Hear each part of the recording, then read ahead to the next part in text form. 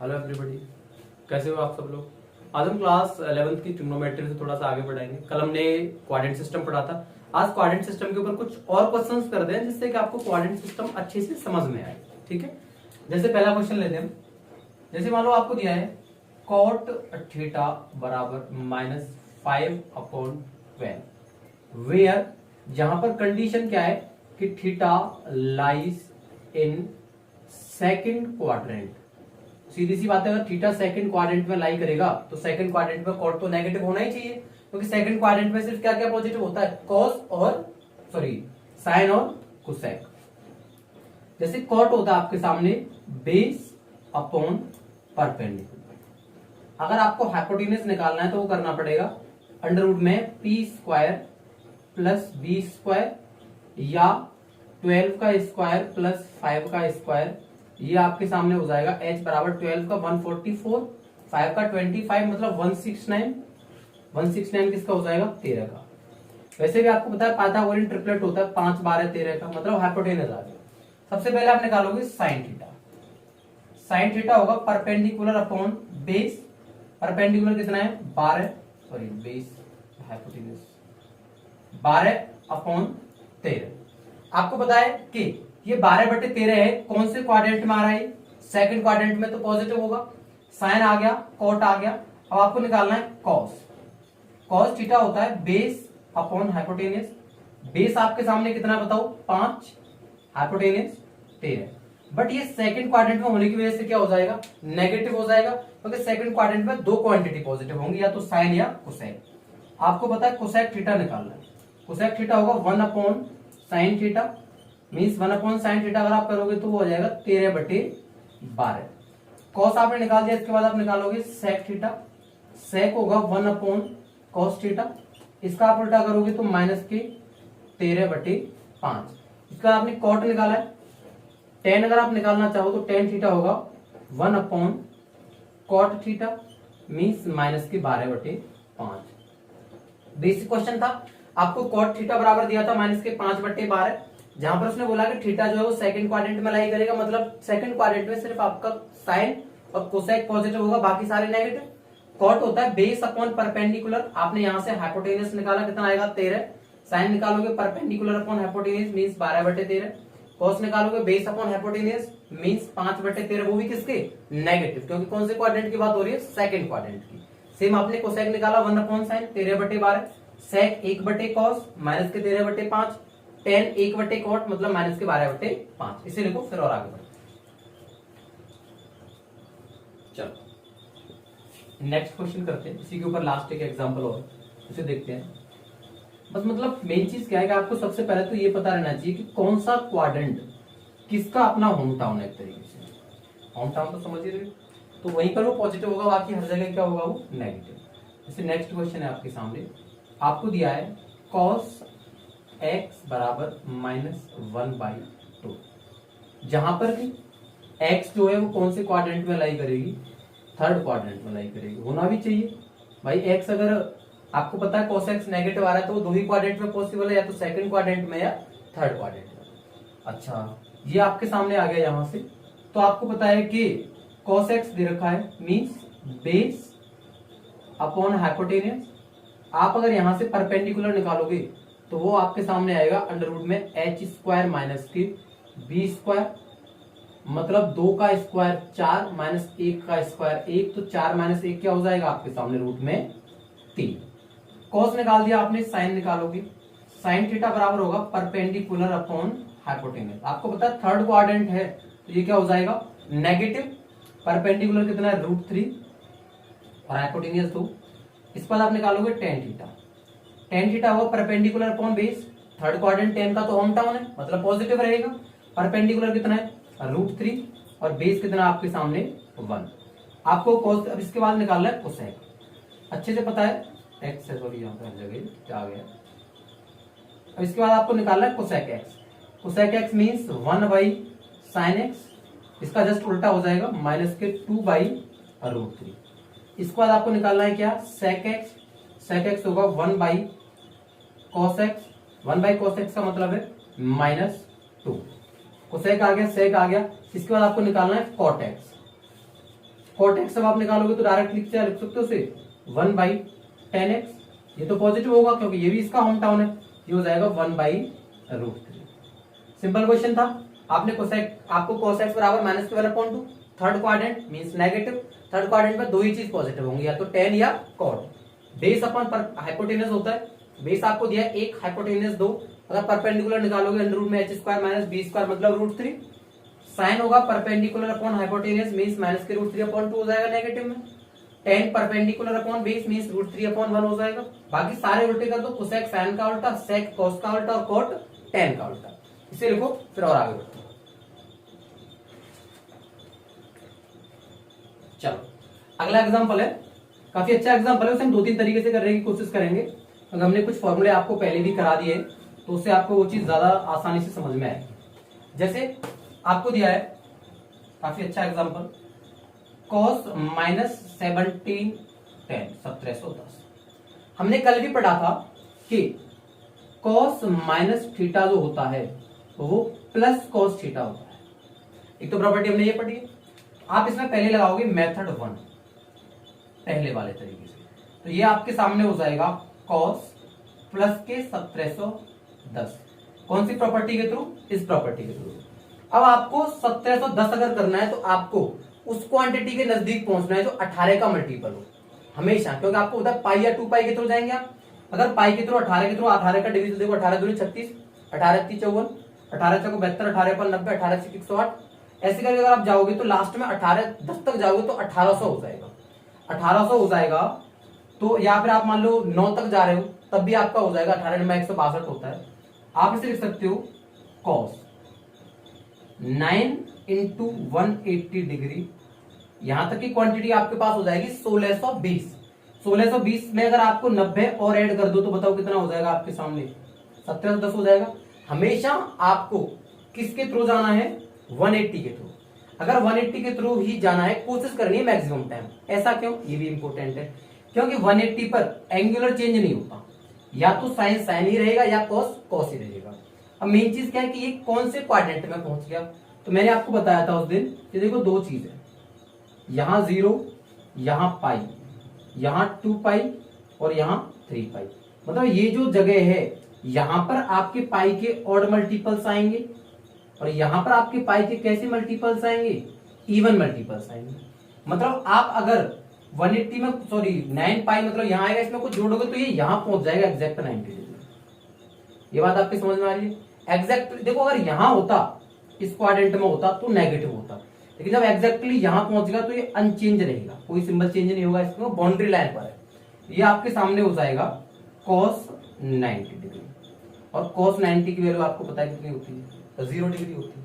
एक मेथड है, एक मेथड क्या है देखो इसमें आपके सामने डायरेक्टली, अगर आप उस वाले मेथड से करोगे तो आपको मान लो ये प्रॉपर्टी नहीं पता, किसी बच्चे को ये प्रॉपर्टी नहीं याद, दूसरा मेथड क्या है, अब वो ये देखेगा कि ये कौन सी संख्या ऐसी है 1710 से बड़ी जो इसके आसपास पहुंच रहा है, तो वो कौन सी है?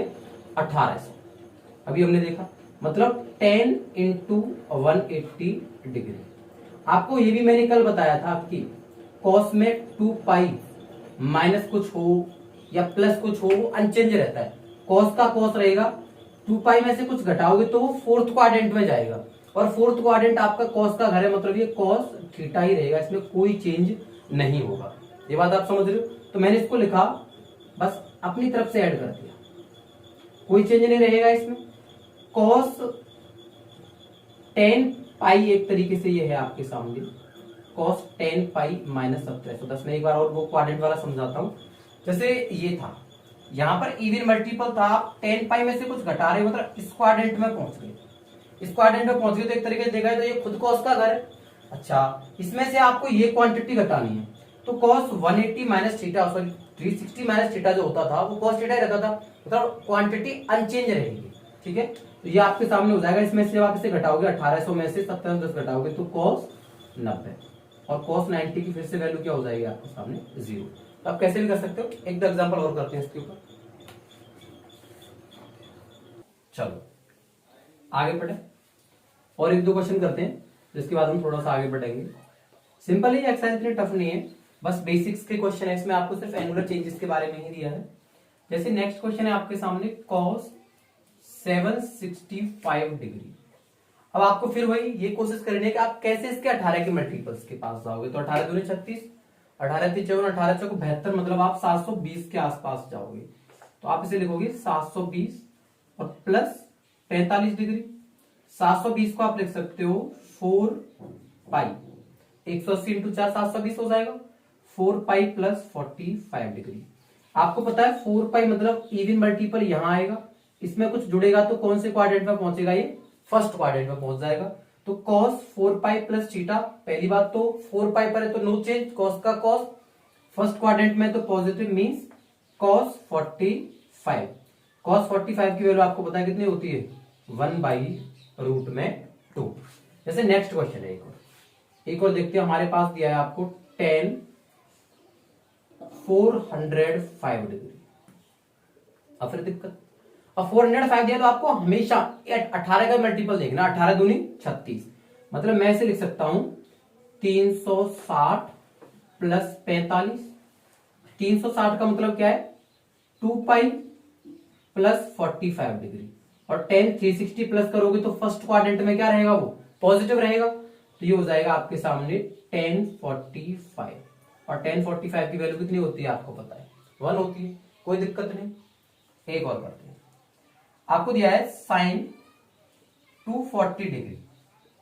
अगर आपको 240 डिग्री दिया है तो आप क्या करोगे, कोशिश करोगे कि इसमें फिर से क्या हुई 180 का मल्टीपल, तो आप 180 का मल्टीपल इसमें तो एक ही होगा, 180 प्लस 60।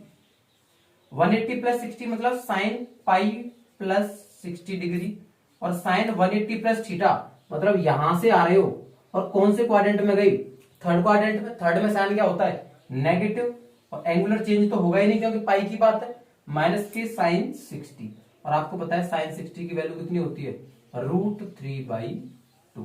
कोई परेशानी, इस तरीके के क्वेश्चन आपसे पूछे जा सकते हैं, बहुत बेसिक क्वेश्चन है। जो स्टैंडर्ड क्वेश्चन है उसके लिए फिर हम आगे पढ़ते हैं, काफी सारे नए फॉर्मूले हमें पढ़ने हैं, काफी इंपॉर्टेंट क्लास होने वाली है आपसे थोड़ी देर बाद वाली जो आगे वाली क्लासेस है, तो आप पहले इसे देखो और बहुत इंपॉर्टेंट चीजें पढ़ने वाले हैं, इसलिए हो सकता है।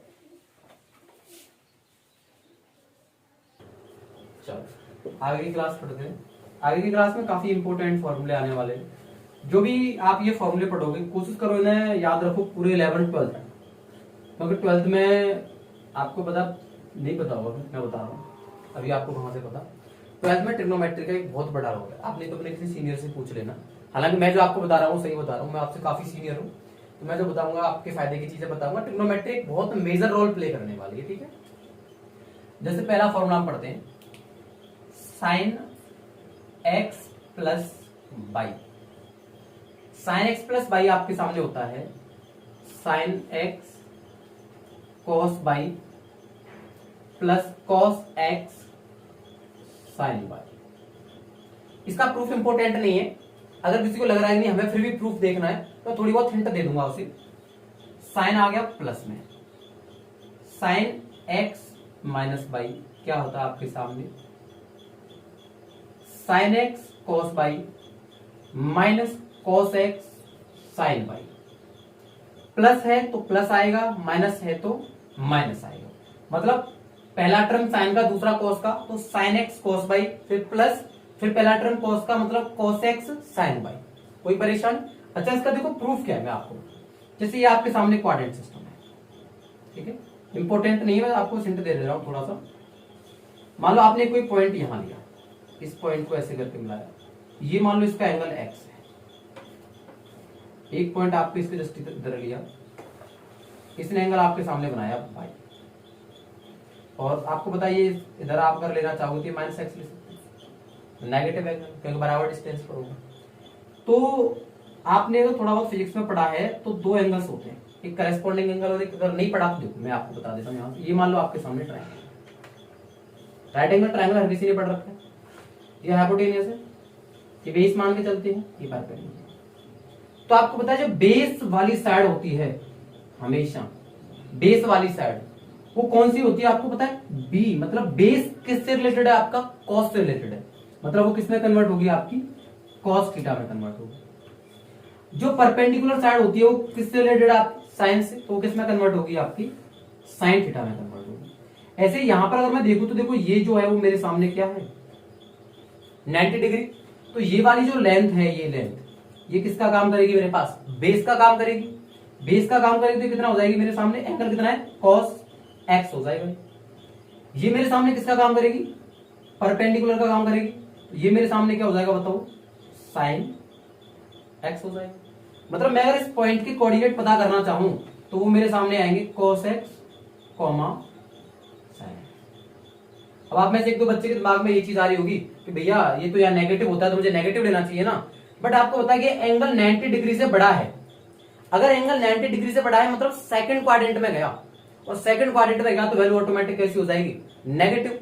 और साइन अगर सेकंड क्वाड्रेंट में गया तो पॉजिटिव। ऐसे जब मैं इस वाले कोऑर्डिनेट की बात करता हूं तो ये मेरे सामने क्या हो जाएगा जरा बताओ, यहां एंगल जुड़ जाएगा, एक्स ये है और वाई ये है, ये हो जाएगा साइन एक्स प्लस वाई और कॉस एक्स प्लस वाई। हालांकि आपके काम का नहीं है, और किसी को देखना है तो वो देख सकता है, कोई परेशान, ठीक है। इससे आगे आप इसे कर सकते हो, डिस्टेंस बराबर करते हैं वो, लेकिन काम का नहीं, इसलिए ज्यादा दिमाग में नहीं लगाना। सिर्फ आपको इंपॉर्टेंट चीज क्या है, किसके फॉर्मूले, ठीक है। अगर फिर भी किसी को लग रहा है कि नहीं साहब मैं तो पूछ के ही मानूंगा, तो मुझे कमेंट सेक्शन में एक बार बोल देना, तो नेक्स्ट क्लास में मैं आपको बता दूंगा।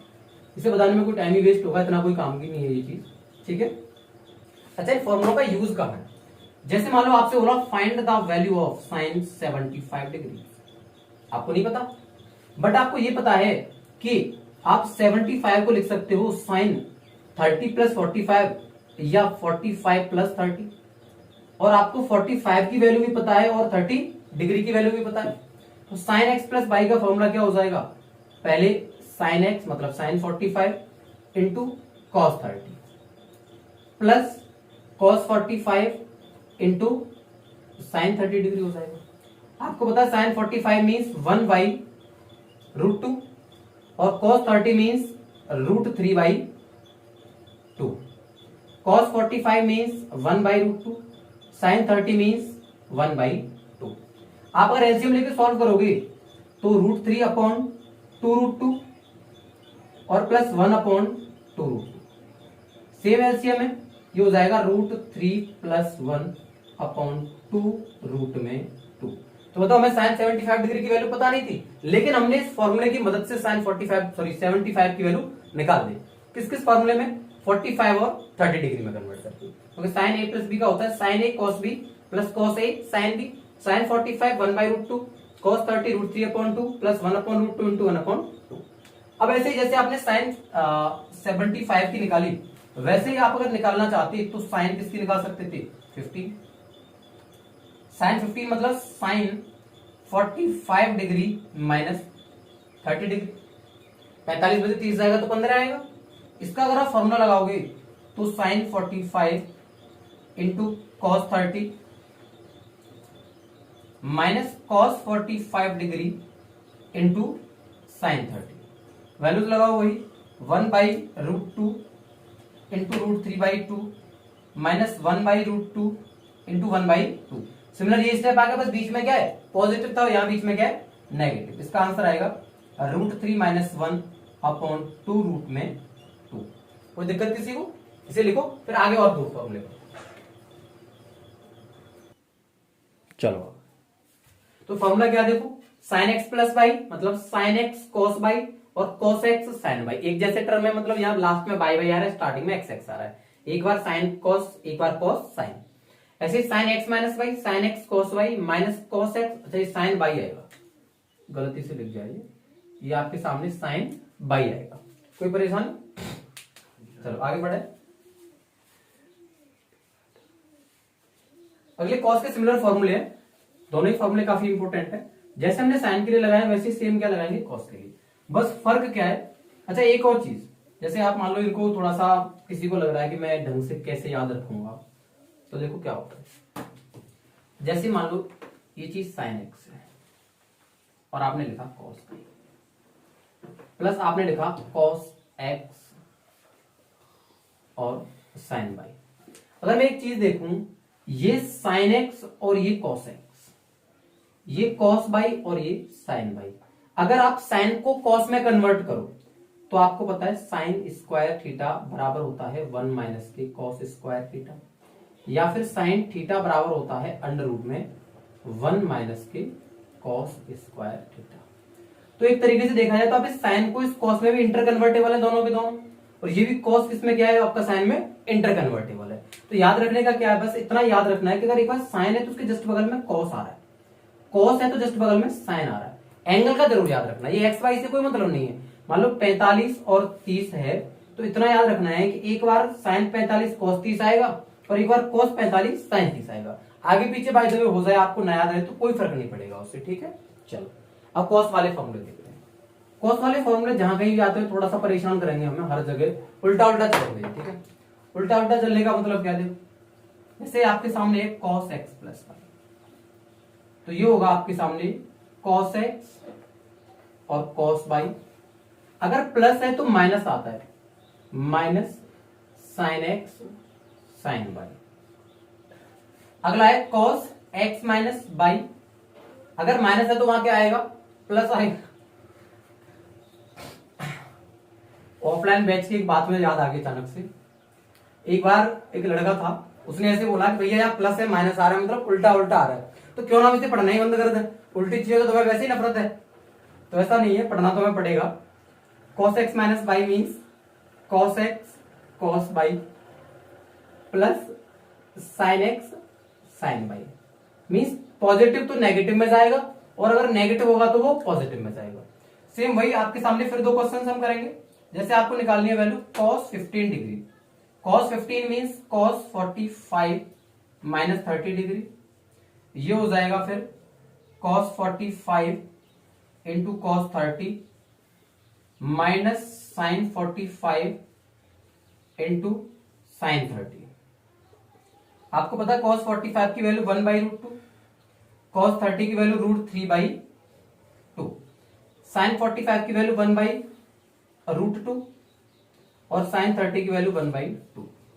ये हो जाएगा √3/2 रूट में 2 माइनस 1/2√2 बराबर √3 माइनस 1/2 रूट में 2। कोई परेशानी? अच्छा एक और चीज, एक थोड़ी सी गलती हुई फॉर्मूले में, यहां अगर माइनस है तो बीच में प्लस आता है कॉस में, है ना, ये प्लस हो जाएगा। cos 15 डिग्री बराबर cos 45 minus 30 means cos 45 cos 30 plus आएगा sin 45 sin 30 √3/2√2 प्लस 1/2√2, यहां तक आ गया। तो आपने एक चीज नोटिस की कि अभी जब हमने देखा तो ये वैल्यू साइन में 75 डिग्री की आ रही थी, ये चीज हमने पहले ही पढ़ रखा है। अगर साइन में और कॉस में दोनों एंगल्स का सम 90 डिग्री आ जाए तो उनकी वैल्यूज कैसी होती हैं, बराबर। जैसे कि आपने पढ़ा होगा जो साइन में 30 की होती है वही कॉस में किसकी होती है, 60 की होती है। ऐसे ही जो कॉस में 15 की होगी वही साइन में किसकी होगी, 75 की, और जो कॉस में 75 की होगी वही किसमें होगी, साइन में 15 की। तो लास्ट में देखते हैं हम cos 75, ये हो जाएगा cos 45 डिग्री प्लस 30। अगर प्लस आ गया तो उल्टा हो जाएगा, मतलब पॉजिटिव है तो नेगेटिव आएगा।